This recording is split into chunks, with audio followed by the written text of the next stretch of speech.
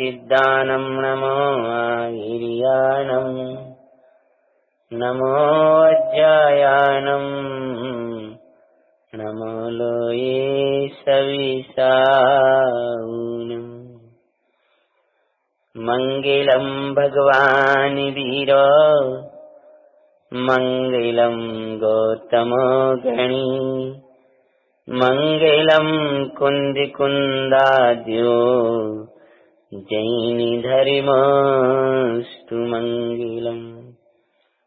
सर्वे मंगल मंगल्यम सर्वे कल्याणकारिकम प्रदानं सर्वधर्माणां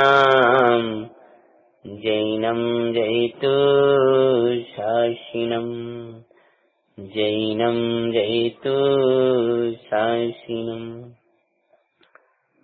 नमः श्रीवर्धमानाय निर्धूतकलिलात्मनि सालोकानां त्रिलोकानां यद्विद्यादर्पणायते।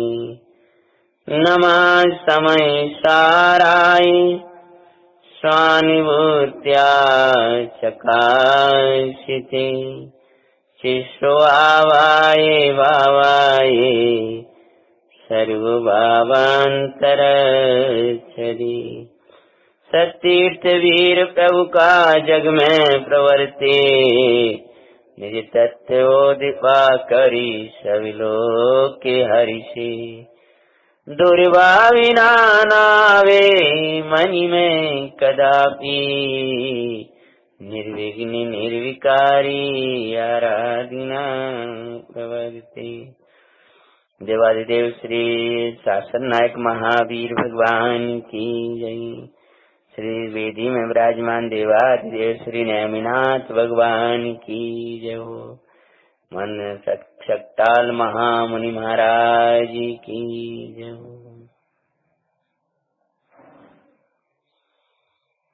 एक मंगल कथा जो लोक प्रचलन में नहीं है, पुराणों में भी बड़े दुर्लभता से प्राप्त होती है, लेकिन फिर भी एक अद्भुत कथा है जो हमें सतिसंग और कुसंग आदि का क्या फल मिलता है, ये दिग्दर्शन कराने वाली ज्ञानी का जीवन कैसा होता है। द्वेष करने पर, कसाय करने पर क्या फल मिलता है। किसी की आदि बात सुनने पर, पूर्वापर का निर्णय न लेने पर जीव कैसे पश्चाताप करता है, और भयानक उपसर्गों के बीच में भी साम्य भाव शुद्धात्मा के आश्रय से कैसे धारण किया जाता है,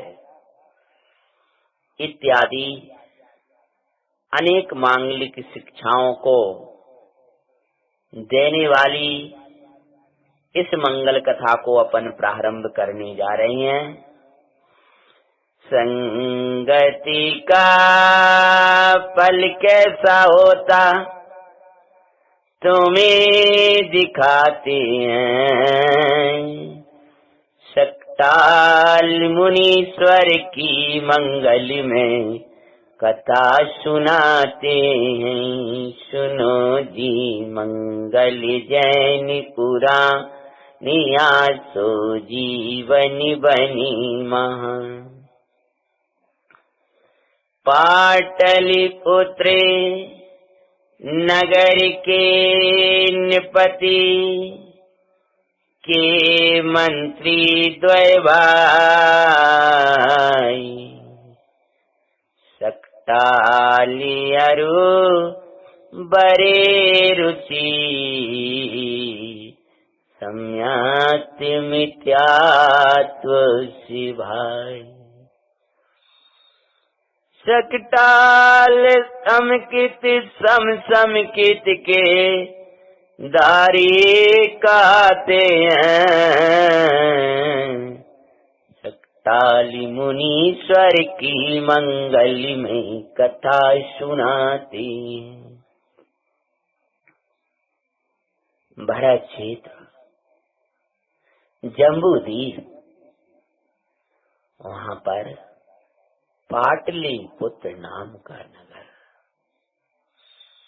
जिस पाटलिपुत्र को वर्तमान में पटना कहते हैं, उस पटना नगरी में महाराज नंद निवास करते थे।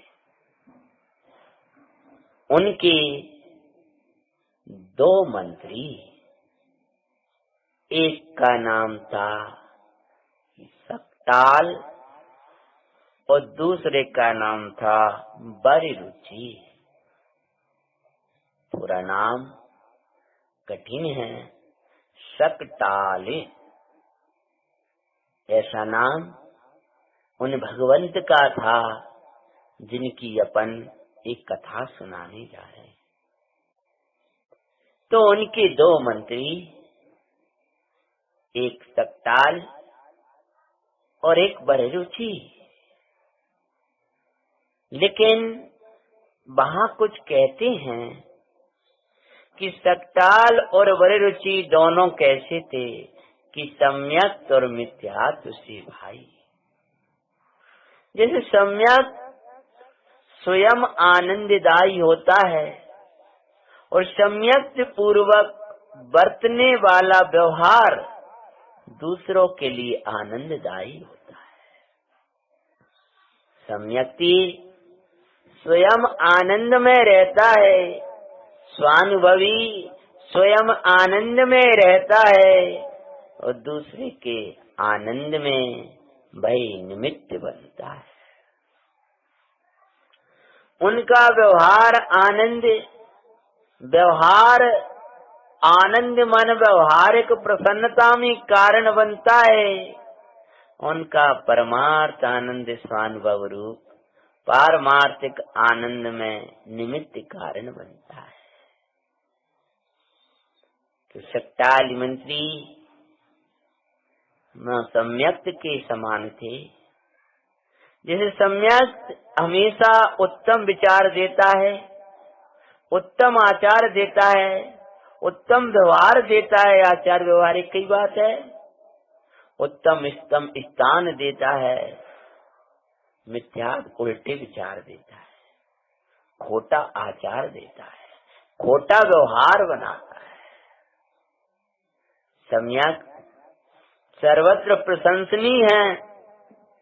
सम्यक संज्ञा ही प्रशंसा के लिए आचार्य महाराज ने लिखी है। मिथ्या दृष्टि सर्वत्र निंदनीय है।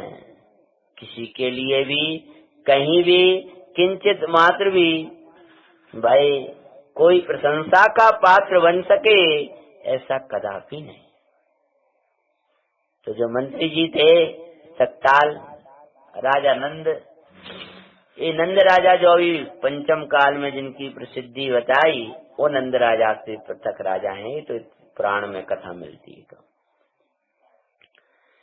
देवी गुरु के श्रद्धा पूर्वक जो सकटाल मंत्री थे, वो कैसे सम्यक्त को धारण करते थे। देवी गुरु के श्रद्धा पूर्वक दारे करे सुपर श्रद्धान,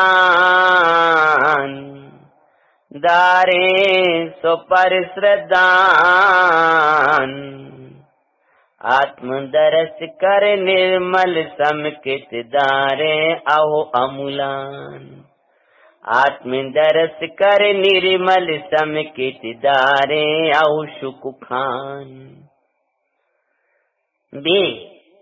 देव सद्गुरु की अकाट भक्ति, श्रद्धा, भगवान जिनेन्द्र की पूजा, स्वाध्याय, संयम तप और दानमय उनकी प्रवृत्ति थी और वेद विज्ञानमयी उन मंत्री जी की निवृत्ति थी। देव गुरु की श्रद्धा, तत्वार श्रद्धान, सुपर का वेद विज्ञान और आत्म श्रद्धान सहित उनका पवित्र सम्यक्त वर्तता था। अष्टअंग 25 दोष विरहित व्यवहार दिखाते हैं। शक्ताल मुनीश्वर की मंगली में कथा सुनाते हैं। वे जो 8 अंग और 25 दोष, अंतरंग की जो श्रद्धा देव गुरु के प्रति, तत्वार्थ श्रद्धान, भेद विज्ञान और आत्मदर्शन, इसको व्यक्त क्या था, व्यक्तता में व्यवहार में क्या दिखाई देता था कि वो 8 अंगों से सुशोभित रहते थे। वो 25 दोष से रहित उनका जीवन रहता था। विषम, शमी, अनुकंपा, आस्तिक आदि गुणों से सुशोभित उनका मंगल व्यवहार था। मैत्री, प्रमोद, कारुण्य, मध्यस्थता के माध्यम से वे जीव मात्र के प्रति योग और पवित्र व्यवहार किया करते थे। इन सबको खोलने को मेरे पास समय नहीं है। मैत्री, प्रमोद, जीव मात्र के प्रति मित्रता और गुणियों के प्रति प्रमोद, दुष्ट जनों के प्रति माध्यस्थ और दुखी जनों के प्रति करुणा, ऐसा मंगल उनका व्यवहार सम्यक्त का व्यवहार होता है। जब सम्यक्त का व्यवहार होता है तो सम्यक्तमय आचार होता है, और सम्यक्तमय आचार है तो अंतरंग में सम्यक्तमय आचार है तो सम्यक्त का व्यवहार होगा ही होगा। ये तो हमारे कथानायक शक्ताल महामंत्री का परिचय बररुचि कैसा था। दूजा मंत्री बररुचि महामूढ़ मिथ्यात्वी वाई, जिन धर्म प्रतिमा द्वेषदारता जो है दुखदाई। मूढ़ मिथ्या दृष्टि, जिन शासन के प्रति द्वेष धारण करता था। अरे जिन शासन से द्वेष नहीं, अपने हित से द्वेष धारण करता था। अपने कल्याण से द्वेष धारण करता था। अपनी सदगति के प्रति उसको द्वेष था। उसको दुर्गति से राग होता है, वही जिन धर्म का विरोधी होता है। निपति को भी मूढ़ताओं की शिक्षा देते हैं। अन्नमति का राजा को भी मूढ़ताओं की शिक्षा दिया करता था। शक्ताल मंत्री उत्तम शिक्षा देते थे। जिन धर्म की लोग व्यवहार भी सिखाते थे, राजा के लिए योग्य शिक्षा देते थे, योग्य सलाह देते थे। और जो बररुचि था वो स्वार्थपूर्ण बातें किया करता था। राजा की कसाई को हमेशा युक्ति से योग्य समझ दे करके कोई कसाई का कार्य होता था तो राजा को समझाने का काम हमेशा शक्ताल किया करते थे। लेकिन बररुचि तो उसका पोषण करता था। तो कभी कभी कसाई में कसाई के पोषण करने वाले, जब कसाई में कसाई का रस होता है तो अच्छे लगते। और किसी धर्मी को अगर कसाई आ भी जाए पर कसाई का कोई पोषण करने वाला ना मिले, अपितु कसाई पर प्रहार करने वाला मिले तो अच्छे लगते हैं उसको। कसाई को पोषण करे, किसी को किसी से राग मोह विकल्प संकल्प हो और वो राग का प्रहार करे तो अच्छा लगता है। और अगर कसाय में कसाय का रस होता है, राग में राग का रस होता है, तो राग के अनुकूल और राग के अनुसार प्रवर्तने वाला अच्छा लगता है। मिथ्या दृष्टि को राग में राग का रस है, कसाय में कसाय का रस है, और ज्ञानी को भी राग में वीतरागता का रस है। कसाय के काल में भी निष्कसाय परिणाम का रस है, निष्कसाय दशा का रस। कसाय आती है, दशा दिखती है, पुरुषार्थ की कमजोरी होने से उसमें प्रवर्तता नजर आता है, तथापि उसको उसमें उसका रस नहीं लगता, उसके प्रति उसको दूर करने का ही भाव रहता है। और अगर कोई उसको ऐसा शोषणे वाला मिल जाता है तो उसके चरण छूता है, उसको उत्तम मानता है। तो राजा की कभी कभी कसायों का पोषण ये बड़ रुचि कर दिया करता था, तो किन्हीं प्रसंग में बड़ रुचि अच्छा लगता था। लेकिन हृदय से उनकी रानी को, राजकुमारों को, प्रजाजनों को, जो सकटाल थे मंत्री, वो सब अच्छे लगते थे उनके लिए, क्योंकि उनका जीवन, उनकी सलाह हमेशा दूसरे अपने हित में, और जो बोलते थे वो दूसरों के हित में विचार करते थे। दूसरे को खुश करना अलग बात है और उसके हित की सोचना अलग बात है। ज्ञानी खुश करना, क्षणिक खुशी नहीं चाहते हैं। ज्ञानी हमेशा ही प्रसन्नता चाहते हैं, इस जीव का हित हो। मनुष्य तो दूरे, सकटाल मंत्री का व्यवहार जो था उससे कैसी दशा थी। मनुष्य तो दूरे पशु पक्षी भी उनसो राग करें। एक के प्रति करुणा थी तो पशुओं को भी वो कुछ खिलाया पिलाया वो सब करते थे, तो पशु भी उनसे अनुराग करते थे। बस वात्सल्य से ओ प्रभाविना श्री गुरु कहते हैं, सकटाल मुनीश्वर की मंगल में कथा सुनाते हैं। जिसके हृदय में वात्सल्य नहीं होता, जिसके हृदय में हित की भावनाएं नहीं हुआ करती हैं, उससे मनुष्य भी दूर भागा करते हैं। जिसके हृदय में करुणा अधिक बहती है, उसके निकट पशु भी आते हैं। नेमिनाथ को देख करके, नेमी कुमार को देख करके वे पशु भी पुकार कर रहे थे कि हमें यही बचा सकते हैं। लौकिक कहानियां कही आती हैं, पशुओं को उनसे राग हो जाता है। जिनका हृदय में उनके प्रति प्रेम और वात्सल्य होता है। क्योंकि पशु कोई जड़ तो है नहीं है, वो भी मनुष्य, वो भी जीव ही है। स्वयंमति अनुसार नित्र को दोनों ही शिक्षा दें, हितकारी शिक्षा सटकाल की, सकटाल की सभी को उत्तम लगे, पर निपति उसकी गंभीरता चित्त में ना धारते हैं। दोनों शिक्षाएं देते थे, और मंत्री व जो सकटाल जी थे उनकी शिक्षा तो हमेशा ही हितकारक होती थी, लेकिन उस गंभीर शिक्षा की गंभीरता राजा नंद अभी नहीं समझ पाते थे। और राजकुमार, रानियां सभी इनके प्रति अनुरागी थे। इनका व्यवहार, इनकी पवित्रता को देख करके रानी और राजकुमार भी कहते थे कि अगर राज्य का हित चाहते हैं तो हमें मंत्री सकटाल की शिक्षाओं का अनुसरण करना चाहिए। इससे क्या हुआ?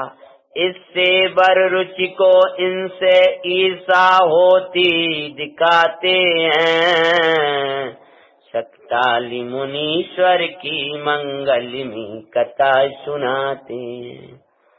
अरे ईर्षा नहीं, जलस होती थी। इन्हें सब पूछते हैं, हमें कोई नहीं पूछता। इनका सब आदर करते हैं, हमें कोई आदर नहीं करता। ये निकलते थे है जी महाराजा हूँ, नगर में दूसरे राजा ही नहीं, जी महाराज हूँ, लेकिन हमें नहीं करता। अरे भाई, गुणों से द्वेष नहीं करो, गुणों की स्पृहा करो। उसके अंदर कोई गुण होंगे तभी तो उसके प्रति अनुराग है। अरे ईर्षा नहीं स्पृहा करो नित्य ये भाई, ईर्षा की अग्नि में जलना तो व्यर्थ दुखदाई। ज्ञानी जन कहते हैं ईर्षा नहीं स्पृहा करो, उनके जैसे गुण आप भी प्रकट करो, इसका नाम है स्पृहा। और विराधना का पाठ जो आता है श्रद्धे बड़े पंडित साहब विरचित, ईर्षा त्यागो जलती हुई अग्नि है कह रही। अग्नि ये कह रही है कि जो तुम्हें उन किसी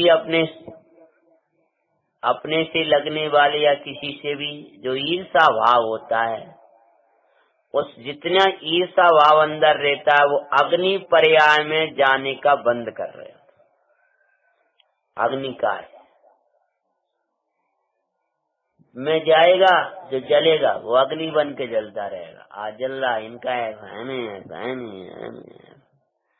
तो जलेगा वो अग्नि बन के। अरे निज परिणाम अनुसार जीव सुख दुख पाते हैं, हरे सकटाली मुनीश्वर की मंगल में कथा सुनाते। हमेशा ईर्षा करता। राजा नंद को भी मंत्रीवर सकटाल के विरुद्ध भड़काता, प्रजा में भी उनकी बुराइयां करता और ये सोचता है इसको मरवा दूं। लेकिन सकटाल जी उसके प्रति क्या करते थे? पर सकटाले धर्म परायण, प्रेम पूर्ण करे व्यवहार, दुर्व्यवहार के बदले सद्व्यवहार देते और सुख का। वे स्वागत करते, वे प्रशंसा करते, वे निंदा करते, वे अहित सोचते, वे हित सोचते और उदय का प्रेरा जानते।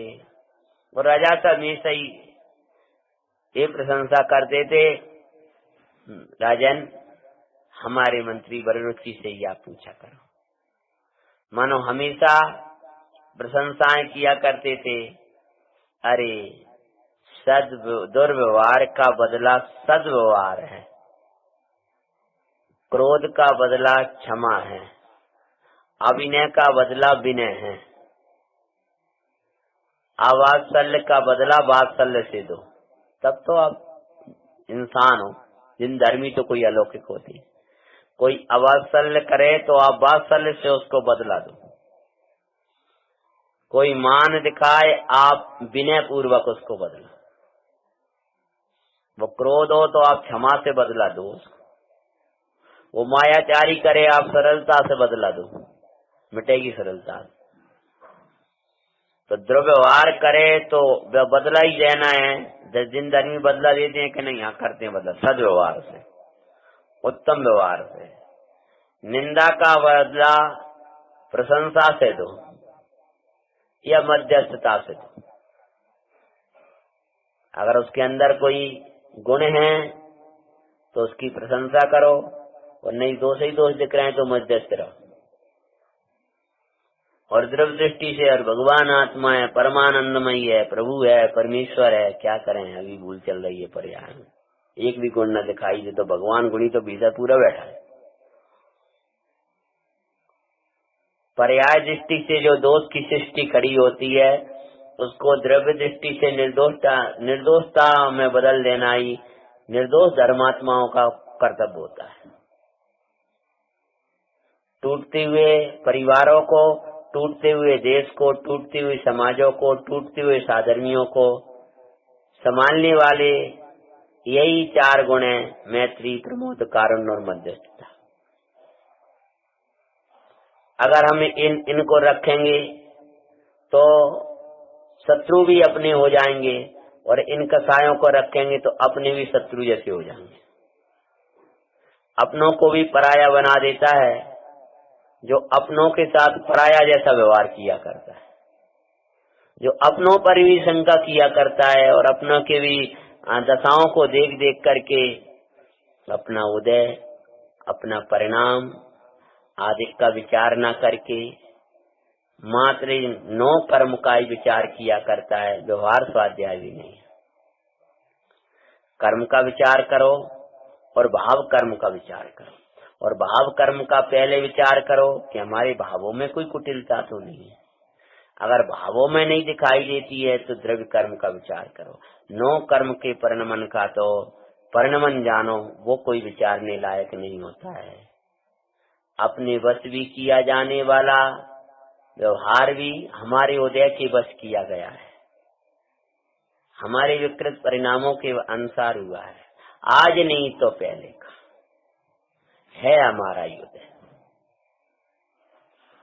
तो अगर बदला देना है तो ये सकताल मंत्री बड़ी प्रसन्नता से, कोई निंदा करता था और कभी कहते थे अपने मंत्री जी बहुत अच्छे हैं, मंत्री जी ना हो तो हम स्वाध्याय को हमें समय ही ना मिले। महाराज जी को बहुत सी सलाह है तो महाराज को वो ही दिया करते हैं। महाराज नंद राजा कभी उसके लिए कहे इसको हटा दें, नहीं महाराज हटाने से क्या होगा, अरे उसको मत हटाओ, उनके दुर्गुणों को हटा दो, और दुर्गुण सदगुण को देने से होगा, सद्व्यवहार से होगा। हमेशा आखिर कब तक होगा? क्रोध क्षमा से नाश को ही प्राप्त होता है। आप क्षमा क्षमा क्षमा क्षमा क्षमा, अनंत क्रोध है तो उस अनंत क्रोध के नाश के लिए आपको अनंत क्षमा लेनी पड़ेगी, तब उसके अनंत क्रोध को नाश कर पाओ। क्योंकि मिथ्यास में तो अनंत क्रोध होता है, तो क्षमा में, सम्यक में अनंत क्षमा होती है। तो तुम समकिति हो, देवगुरु के अनुयायी हो, तो आपको अनंत क्षमा धारण करना चाहिए, यानी क्षमा का कोई अंत नहीं। बोलो कब तक क्षमा करें, कि क्षमा का अंत ही नहीं है, क्षमा तो सिद्धार्थ ले जाए, आनंद दे। और जितना आप दुर्व्यवहार करोगे उतना ही आपका बुरा होगा।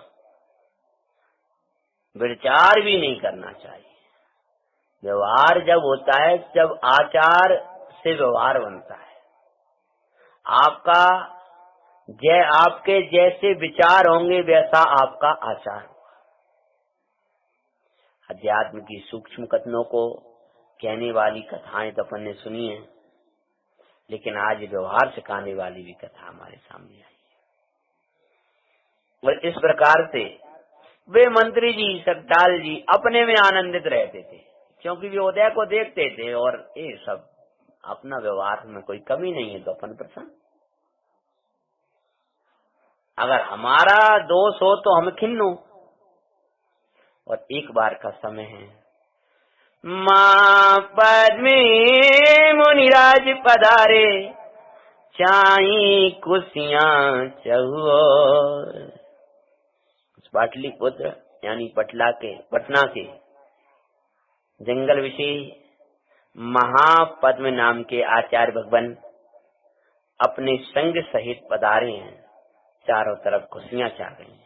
मुनिवर के दर्शन सो आनंदित हो, नाचे भव किचको। मुनिराज आते हैं, परिमानंद लाते। बेसमय तारिका अमृत, बेनियम तारिका अमृत, हम पर बरसाते हैं। मुनिराज आते हैं, परिमानंद लाते हैं। मुनिराज आत्म ध्यान में मग्न, महापद्म मुनि महाराज की जय हो। संग सहित भगवंत विराजमान। और नगर के धर्मी जन दर्शन को जा रहे हैं। मंत्री जी जब भगवान मुनिराज के दर्शन को गए तो बहुत लोग दर्शन को गए। मंगल उपदेश सुना है मुनिराज का। सुनियो उपदेश वैराग्य भावना, सक मंत्री के और बरते। मुनिराज का मंगल उपदेश श्रवण करने के बाद में,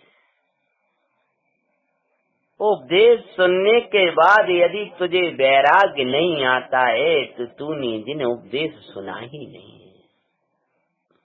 अंदर में वैराग्य लोरे लेने लगा, राग की कीचड़ भागने लगी है।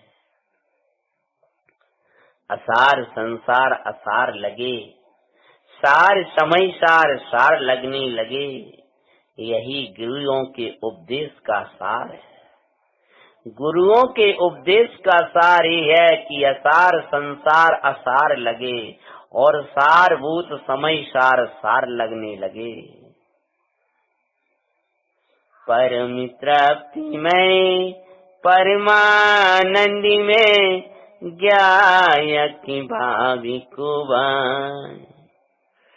संसार की असारता को, संसार की क्षणभंगुरता को देख करके, संसार की क्षणभंगुरता को देख करके भय तो हो सकता है पर वैराग्य नहीं।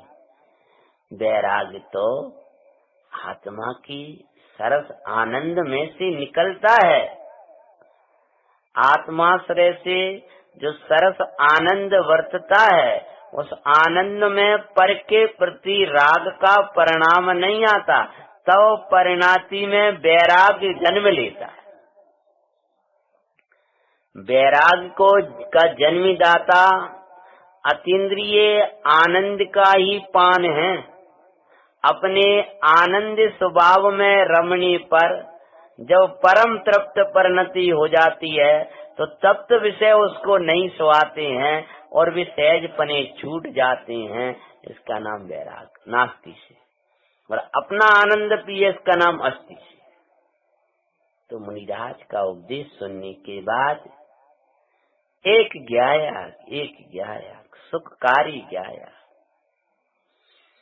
नित्य है, शरण है, सार है, पर से भिन्न अपनी से अभिन्न है, निर्मल विज्ञान घन है, आश्रव का घातक है, संबंध निजरा का कारक है, लोक से अतीत है, सहज सुलभ है, धर्म रूप है। ये 12 भावनाओं की अस्थि परख चर्चा। और क्या किया? परम तृप्ति में परिमानंद में ज्ञायक भाविक भान, करे अंतर मुख परे नमन, वैराग्य उपजाए।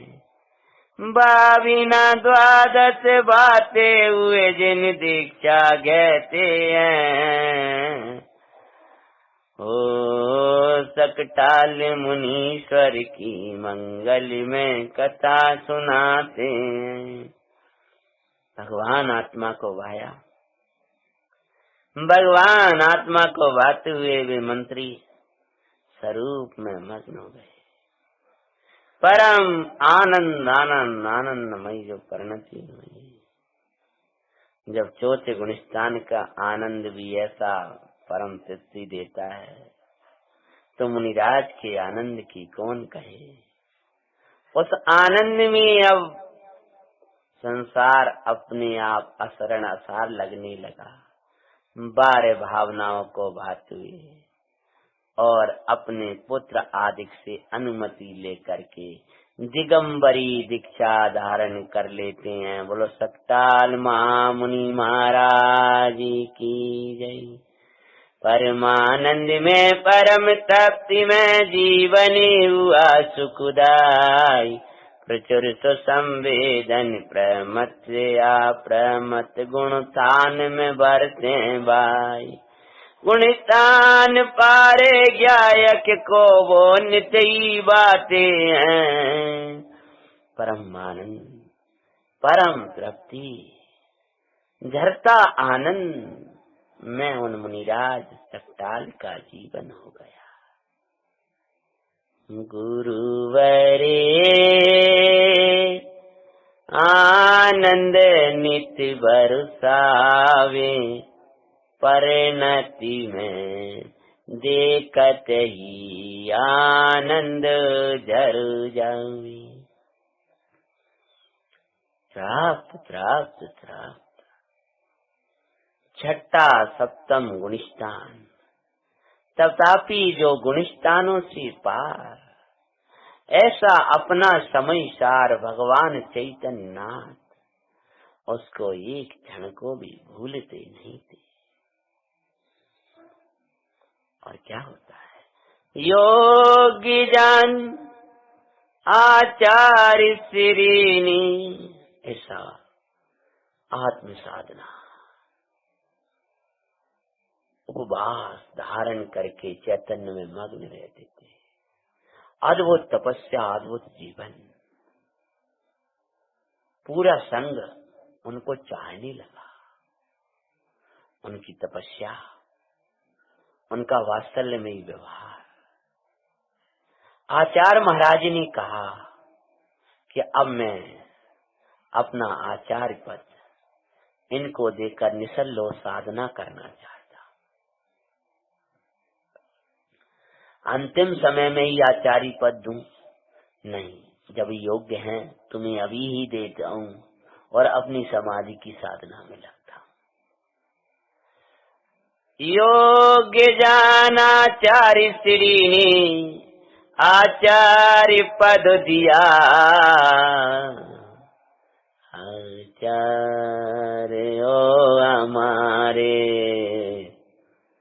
आचार्य हो हमारे, आचार्य श्री हमारे, आचार्य श्री हमारे।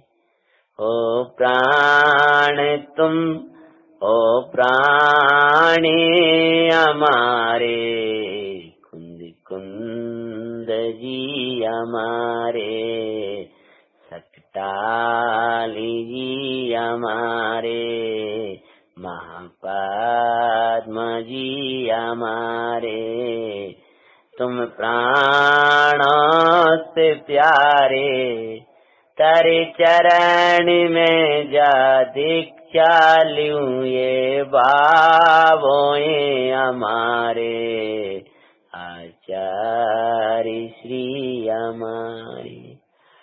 कब चरण में पहुँचूंगा, कब चरण रज में बैठे, मैं स्वरूप चरणी पाऊं। चैतन्य में मगनियो, चैतन्य में मगनियो, मैं परम आनंद पाऊं। आनंद के ओ दाता, आनंद के विदाता, तू आचार्य श्री हमारे। हो आचार्य सकटाल मुनि महाराज की। पूरा संग उनको आचार्य स्वीकार करके निश्चिंत हो करके वर्त रहा है। कर विहारे संग सहित जिन शासन मय काया। पूरी भरत भूमि में मंगल विहार, वे शुद्धात्म विहारी जगत के जीवों को शुद्धात्म विहारी बनाने के लिए विहार करते हैं। सब जीव आत्मा का श्रद्धान करें, ज्ञान करें, आचरण करें, ऐसा उनके दर्शन मात्र से ही सीख जाते हैं। वे जहाँ भी उनका विहार होता, वहाँ जी मोक्ष मार्ग में चेत कर चैतन्य का अनुभव करते हुए आत्मा में ही विहार करने लगते हैं। तू थाप निज को मोक्ष पथ में ध्या अनुभव नित्य से, उसमें ही नित्य विहार कर, पर द्रव्य में ना विहार कर। मेरी विहार भूमि मेरा चैतन्य है, मेरा रसोई घर भी मेरा चैतन्य है, मेरा कीड़ा स्थल भी मेरा चैतन्य है, मेरा शयन स्थान भी मेरा चैतन्य है, मेरा साथी भी मेरा चैतन्य है, मेरा माता पिता भी मेरा चैतन्य है, मेरा सर्वस्व मेरा चैतन्य है। यह सिखाने वाले वे आचार्य महाराज थे। और विहार करते हुए सहजारा दीना में बरते थे। आचार्य श्री खूब ध्यान में विशिष्ट तप को देखकर संघर्ष अन्य साधु भी ऐसे तप में प्रवर्तने लगे। उनका निर्दोष जीवन देख करके सकल संग को बिना सिकाई निर्दोषता वर्तती, निर्भर रहते हुए दूसरों का भार संभाल लेते, अकर्ता रहते हुए भी प्रकर्ता थे, प्रकर्ता होते हुए भी अकर्ता थे। ऐसा अद्भुत उनका पवित्र जीवन। दर्शनाचार, ज्ञानाचार, तपाचार, चारित्राचार आदि पंचाचार को धारण करते थे। अता करो उदरी नंदे प्रबर रुचि के आधीन भया। महाराज मंत्री व सकताल चले गए। अब तो उल्टी उल्टी 24 घंटा शिक्षा देने वाला वर रुचि रह गया। तुम सम्यक्त और सम्यक्त के निमित्तों से दूर हो जाओगे तो मिथ्या दृष्टियों के बीच पड़ जाओगे। उल्टी शिक्षा के अलावा, उल्टी विचारों के अलावा तुम्हारे पास कुछ नहीं रहेगा। सम्यक्त से दूर, और सम्यक्त से और दूर हो गया तो फिर तो पूछना ही क्या, मिथ्यात्व का खूब बस चलता है। राजा सदविचारों से तो दूर था और सदविचार देने वालों से भी दूर हो गया। तो बस जो वो सिखाए वो ही दिमाग वैसा का वैसा नंद राजा का होता है। जिन धर्म से हटी रुचि मिथ्या धर्मी हो गया।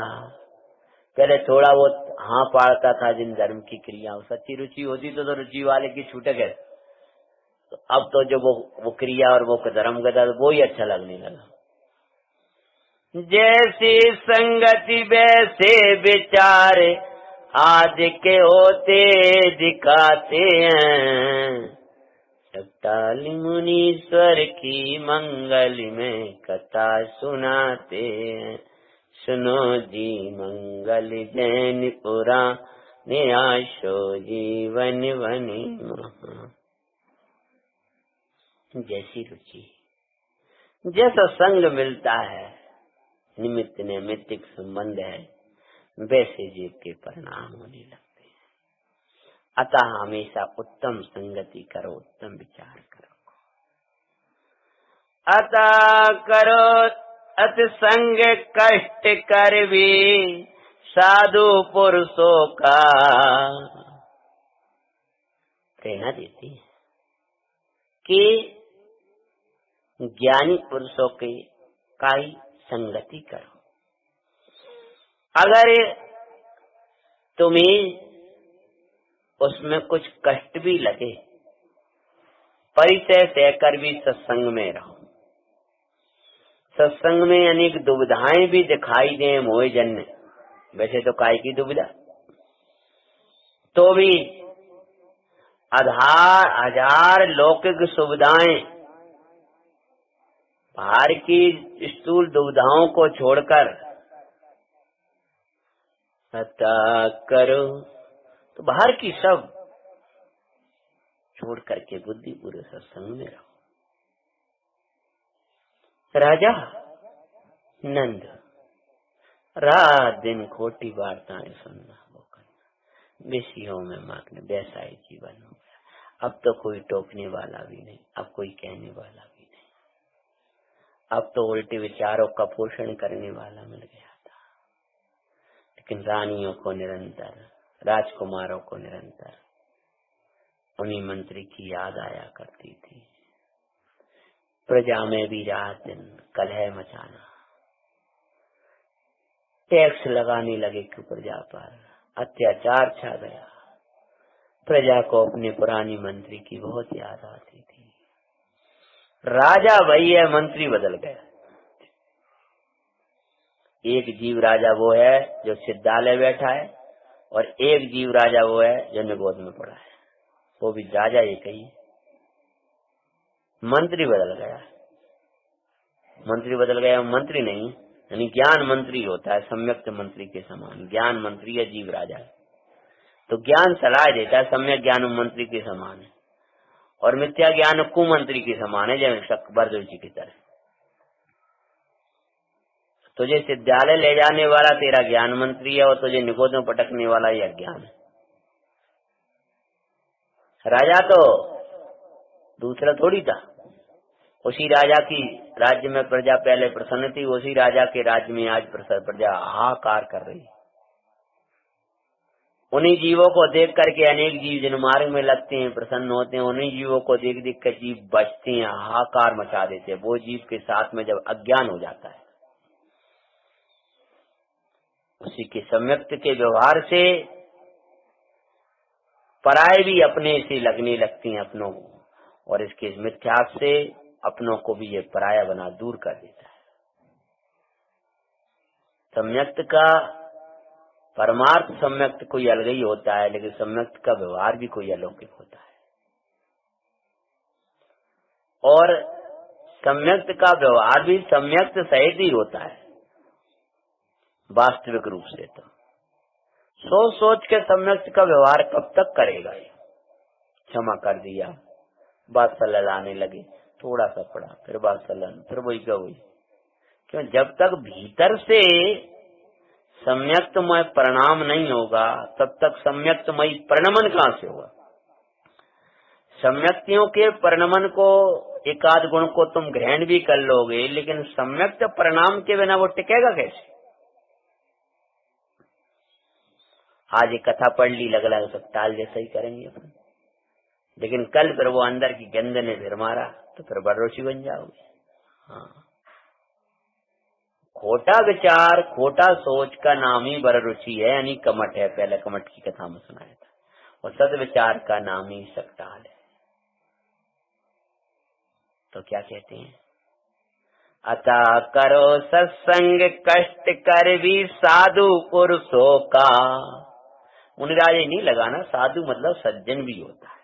मुनिराज का तो संग है ही तो अलौकिक, लेकिन सज्जनों का जैसा जासो वैसा ही जीवन पाओ, सभी जासो वैसा ही जीवन होगा आनंद का। परिणाम बिगाड़न समालन थान, सत्संग व कुसंग दिखाते हैं। सकटाई मुनीश्वर की मंगल में कथा सुनाते हैं। परिणाम को बिगाड़ने और परिणाम को संभालने, परिणाम बिगाड़ने कुसंग और परिणाम को संभालने में सत्संग कारण बताते हैं। बता, अगर कुसंग में आप पहुंचोगे तो आपके परिणाम बिगड़ जाएंगे, और सत्संग में जाओगे तो आपके परिणाम स्वयं ही संभल जाएंगे। अतः बाहर की रोटी, बाहर का भोजन, बाहर की व्यवस्था मिले न मिले, क्योंकि तुझे सुख दुख बाहर से नहीं होगा, परिणाम से होगा, और परिणाम को संभालने का स्थान सत्संग ही होता है। परिणामों को निर्मल रखने की पाठशाला, इसका नाम जिन मंदिर ऐसा कहा जाता है। परिणामों को शुद्ध रखने के लिए एक जिन मंदिर, जिनायतन, धर्मी धर्मात्मा धर्मायतनों का संग ही है। इस प्रकार से राज्य में अत्याचार त्राही त्राही मच रहा था। बहुत दिवस के बाद आचार्य श्री सकटाल महामुनि भगवान विहार करते हुए पटना नगरी में आ गए। और जब पटना नगरी में आए तब क्या प्रसंग बना है। आचार्य श्री सकटाल पटना पधारे, सब जन सुख पाए। और अनेक दर्शन कर करके आए, हमारे महाराज आए, महाराज आए, महाराज आए। इनने हमारा ऐसा कि महाराजा जनात हो गए, हे बबी अपनी नाथ को पहचान ले। और उपदेश सुनकर राजकुमार आदि रानी आदि सबको प्रसन्नता हुई है। और दूसरे दिवस आचार्य श्री अंजलि लेकर के नगर में हार को आ रहे हैं। सामने वर रुचि आ रहा है। आचार्य भगवान हार की विधि न मिलने से महल के निकट ही आ गए हैं, लेकिन वो वर रुचि भी है सामने। इधर राजकुमार हैं, इधर रानियां हैं। राजा उस समय नहीं था, भागा।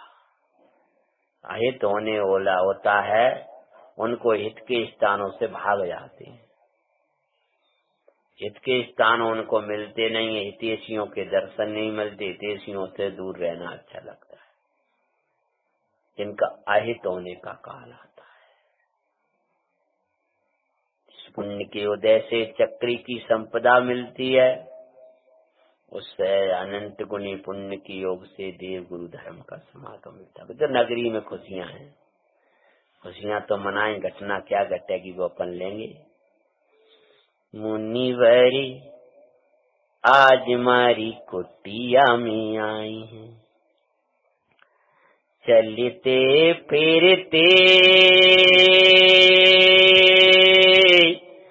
सिद्ध प्रभु आए हैं, गुरुवर आज मारी कुटिया में आए। मुनिराज आत्र आत्र तिष्ठ तिष्ठ, भूमि सोधी मुनि को दिखाई। श्रावक चंदना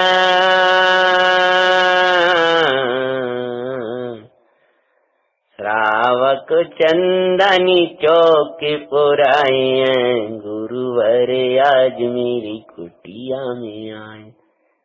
समस्त नगरी में खुशी थी, लेकिन मंत्री जल रहा था कि ऐसा ना हो कहीं दोबारा आ जाए। वही तो महल में आ रहे हैं, राजा की तरफ चले आ रहे हैं। मैंने बहुत बहुत सी शिकार रखा है, वही कहीं सांची सांची सलाह दोबारा ना देने लगे, दोबारा ना आ जाए, दोबारा कहीं छोड़ ना दे अपना पद। ये दुष्ट क्यों आ गया, नाना प्रकार के द्वेष भरे वचन सोच रहा है, बहस करना चाह रहा है। लेकिन दुर्भाग्य ही था, उल्टे सोचने वालों का साथ में कोई होता नहीं है, उसके साथ कोई प्रजाजन नहीं थे। लेकिन उस राजा का दुर्भाग्य था, तो ऐसे पापी का साथ दे रहा था। और इधर क्या होता है, राजकुमार रानी और सब पार करते हुए महल की जब तरफ बढ़े हैं, और जो महल की तरफ बढ़े हैं तो महल के दरवाजे पर जो पहुंचे हैं, तब राजकुमार और रानियों को तो उमंग आ रही है कि मुनि आचार्य श्री आए, आचार्य श्री आए, आचार्य श्री आए। लेकिन इसके अंदर तो लग रहा है कि मैं अभी ही डंडा मार कर किनको भगवा दूं, और चले जा रहा है, चले जा रहा है। तभी क्या प्रसंग बनता है।